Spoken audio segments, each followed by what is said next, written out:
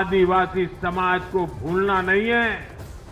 ये कांग्रेस है जिसने दलितों, पिछड़ों पर सबसे ज्यादा अत्याचार किया।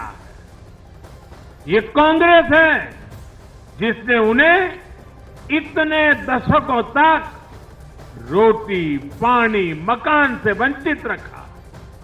ये वो लोग हैं जो 100 साल बाद भी सत्ता मिलने पर कभी किसी दलित, पिछड़े, आदिवासी को प्रधानमंत्री नहीं बनने देंगे। कांग्रेस हर संस्था पर दाग लगाना चाहती है। आपको याद होगा, लोकसभा चुनाव का परिणाम आने के पहले इन्होंने किस तरह का कोहराम मचाया था।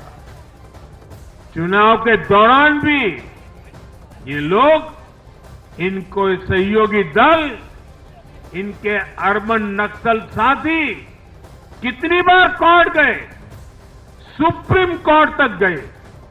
और किस लिए? ताकि ये लोग चुनाव आयोग की संवैधानिक निष्पक्षता पर बट्टा लगा सके। आज भी उन्होंने ऐसा ही काम किया है। आज भी कांग्रेस ने देश की जनता को गुमराह करने की कोशिश की है। कांग्रेस हर बार यही कोशिश करती है कि हमारी संस्थाओं की निष्पक्षता पर सवाल उठाए। हरियाणा में तीसरी बार बीजेपी की जीत पर कार्यकर्ताओं में जश्न है। उधर कुरुक्षेत्र में हरियाणा के मुख्यमंत्री नायब सिंह सैनी ने जीत के बाद रोड शो किया, साथ ही बाला सुंदरी मंदिर में जाकर माता के दर्शन किए। इस दौरान न्यूज 18 से एक्सक्लूसिव बातचीत में नायब सिंह सैनी ने कहा कि बीजेपी की जीत के बाद कांग्रेस का झूठ उजागर हो चुका है। कहीं ना कहीं आपकी जो सादगी थी, कहीं ना कहीं लोगों ने वो मेहनत थी वो देखी है। ये लोगों का प्यार आशीर्वाद है।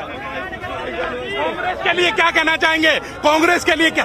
अभी नहीं कुछ कहूँगा। तो बिल्कुल आप देख सकते हैं कि मुख्यमंत्री नायब सैनी हैं और साफ तौर पर कह रहे हैं कि कांग्रेस के लिए कुछ नहीं कहेंगे, लेकिन जिस तरह का प्यार जो है मुख्यमंत्री नायब सैनी को मिलता हुआ नजर आ रहा है। हम सब देख सकते हैं कि किस तरह का प्यार जो है मुख्यमंत्री नायब सैनी को मिला है।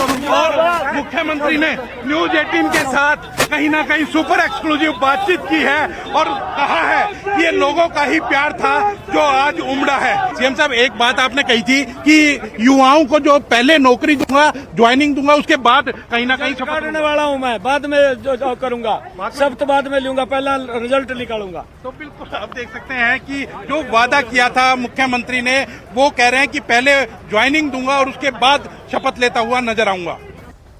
न्यूज 18 से बातचीत में सीएम नायब सिंह सैनी ने इस जीत का पूरा श्रेय पीएम मोदी को दिया। कहा, पीएम की योजनाओं का परिणाम जीत के रूप में मिला है। हरियाणा के मुख्यमंत्री नायब सिंह सैनी विद अस। सैनी साहब, आपने तो कमाल कर दिया। किस चीज, क्या, किसको श्रेय देते हैं इसका? ये मोदी जी की नीतियों का मैं श्रेय देता हूं, मोदी जी के काम को श्रेय देता हूं, जो उन्होंने ईमानदारी से पिछले 10 वर्षों में देश और प्रदेश की तस्वीर बदलने का काम किया है।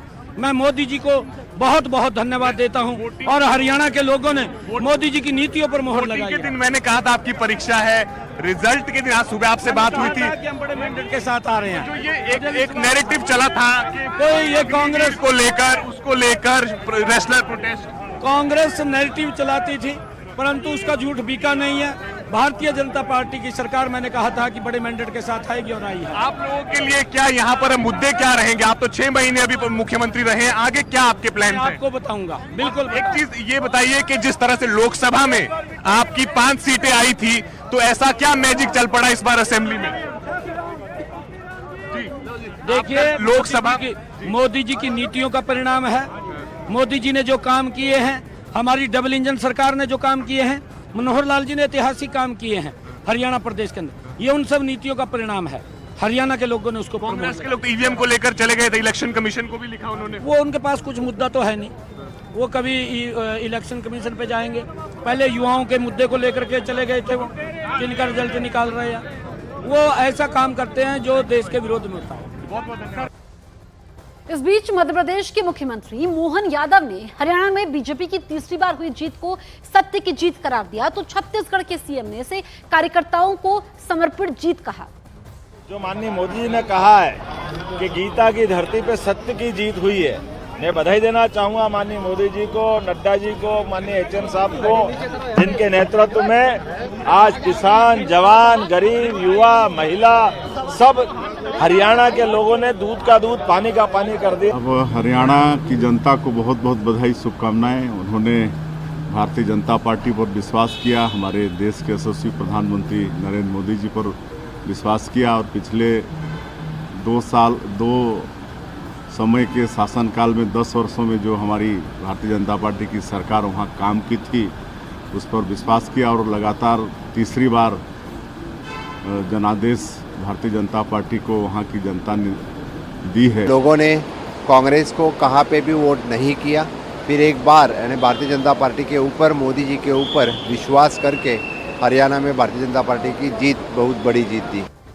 उधर जैसे ही हरियाणा में बीजेपी तीसरी बार सत्ता में आई, चुनाव परिणाम घोषित हो गया, फौरन सीएम नायब सिंह सैनी ने अपनी मां का आशीर्वाद लिया। इस दौरान उनकी मां ने तिलक लगाकर उनका स्वागत भी किया। तस्वीरें आप तक पहुंचा रहे हैं।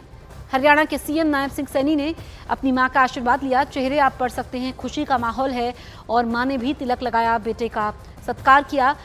तीसरी बार हरियाणा में बीजेपी ने जीत की हैट्रिक लगाई है और मुख्यमंत्री नायब सिंह सैनी ही होंगे। उन्होंने इस जीत को पीएम नरेंद्र मोदी की जीत करार दिया और ये कहा कि कार्यकर्ताओं को समर्पित ये जीत है। बीजेपी नेताओं ने हरियाणा में जीत का श्रेय पीएम को दिया है। इस बीच अनुराग ठाकुर ने कहा कि हरियाणा की जनता चुनाव में ना बटे ना कटे, एकजुट होकर बढ़े। उधर बांसुरी स्वराज ने पीएम की योजनाओं की जीत इसे करार दिया है। न बटे न कटे, एकजुट होकर बढ़े। जवान हो, किसान हो, पहलवान हो, महिला हो, मजदूर हो, मतदान के दिन सब भारतीय जनता पार्टी के साथ खड़े हैं। और ये मोदी सरकार की नीतियां हैं जो केंद्र से लेकर प्रदेश तक लगातार भारतीय जनता पार्टी को फायदा देती हैं। बहुमत की सरकार का जनादेश दिया है उन्होंने तीसरी बार। ये हमारे यशस्वी प्रधानमंत्री आदरणीय नरेंद्र मोदी जी की जन कल्याणकारी योजनाओं का असर है। डबल इंजन की भाजपा की सरकार का जलवा है और आप देखिएगा हरियाणा यूं ही अब प्रगति के पथ पर अग्रसर होकर विकसित भारत के संकल्प को सिद्धि तक लेकर जाएगा। हरियाणा विधानसभा चुनाव में बीएसपी ने इंडियन नेशनल लोकदल के साथ मिलकर चुनाव लड़ा था, लेकिन राज्य में बीएसपी को कोई भी सीट जीतने में नाकामयाबी रही है और चुनाव परिणाम के बाद बीएसपी चीफ मायावती ने जाट समाज के जातिवादियों पर हमला बोला है। मायावती ने सोशल मीडिया प्लेटफॉर्म एक्स पर लिखा कि हरियाणा विधानसभा चुनाव में बीएसपी और आईएनएलडी ने गठबंधन करके चुनाव लड़ा, किंतु परिणाम से स्पष्ट है कि जाट समाज के जातिवादी लोगों ने बीएसपी को वोट नहीं दिया, जिससे बीएसपी के उम्मीदवार कुछ सीटों पर थोड़े वोटों के अंतर से हार गए। हालांकि बीएसपी का पूरा वोट ट्रांसफर हुआ, जबकि यूपी के जाट समाज के लोगों ने अपनी जातिवादी मानसिकता को काफी हद तक बदला है। वो बीएसपी से एमएलए और सरकार में मंत्री भी बने हैं। हरियाणा प्रदेश के जाट समाज के लोगों को भी उनके पदचिन्हों पर चलकर अपनी जातिवादी मानसिकता को जरूर बदलना चाहिए। हरियाणा के बीजेपी नेताओं ने इस जीत की हैट्रिक का श्रेय पीएम मोदी को दिया है।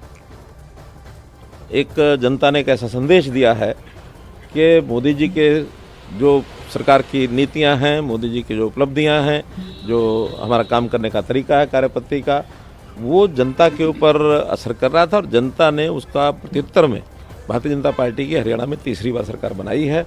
और ये अपने आप में एक रिकॉर्ड बना है कि हरियाणा में आज तक किसी भी पार्टी की लगातार तीसरी बार सरकार नहीं बनी थी।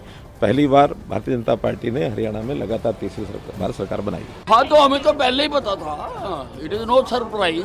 तीसरी बार हरियाणा में भाजपा अपने दम पर सरकार बनाई। माननीय नरेंद्र मोदी जी का एक हरियाणा से एक विशेष लगाव है और हरियाणा के अंदर बहुत समय बिताया है और वो हरियाणा के लोगों को बहुत पसंद करते हैं। और वो जब भी वो उन्होंने बात करी कि हरियाणा के युवा खेलों के अंदर उन्होंने पूरे देश का नाम रोशन किया है, हरियाणा के किसान पूरे देश को जो है देश के अन्नदाता हैं और अब जो हमारा जो संकल्प पत्र है भारतीय जनता पार्टी का, हम उसके अंदर हर वर्ग के हित के लिए हम काम करेंगे। हरियाणा